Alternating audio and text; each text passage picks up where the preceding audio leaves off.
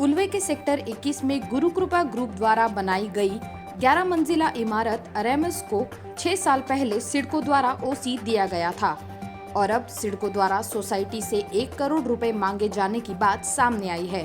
Society के लोगों द्वारा फंड न होने से सिडको को पैसे न दिए जाने की वजह से इमारत के 2 से 2.5 फीट के ऊपरी हिस्से को सिडको द्वारा तोड़ा जा रहा है।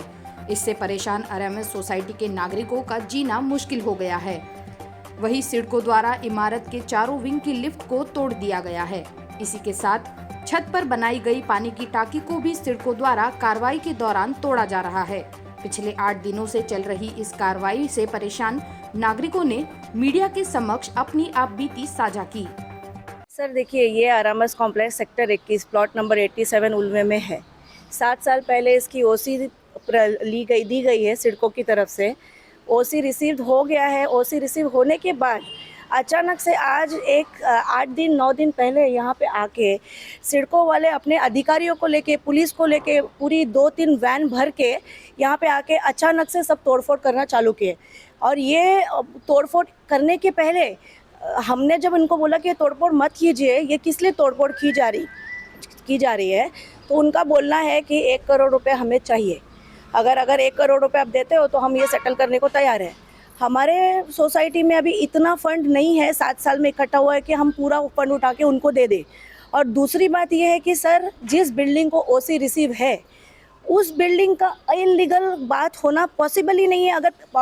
अगर ओसी रिसीव है और तोड़ रहे हैं तो इसकी जिम्मेदारी तो सिडको लेनी चाहिए ना, क्योंकि सिडको ने ओसी क्यों दी फिर? अगर बिल्डिंग हमारी तैयार है, ओसी का मतलब ये होता है कि बिल्डिंग प्रॉपर रूप से तैयार होना। अगर बिल्डिंग ठीक से तैयार है तो ओसी दिया क्यों? अगर गलत था तो उसी वक्त क्यों नहीं इसको तोड़ा गया और उसी वक्त बिल्डर से ये सारे काम क्यों नहीं करवाए गए?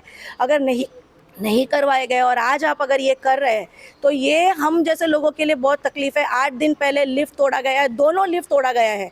और प्रॉब्लम ये है कि सर, आप समझ नहीं सकते, सीनियर सिटीजन्स रहते हैं 11वें माले पे, 9वें माले पे, 10वें माले पे, और हम कैसे नीचे आए? मतलब सीनियर सिटीजन नीचे कैसे आए? ऊपर कल को कोई हादसा हो जाता है या कुछ भी एनीथिंग होता है, कोई बीमार पड़ जाता है, कोई इमरजेंसी केस आता है, किसी का जान निकल जाती है, तो उसमें कौन जिम्मेदार होगा? सिडको जिम्मेदार होगा, पुलिस जिम्मेदार होगा या प्रशासन देखेगा?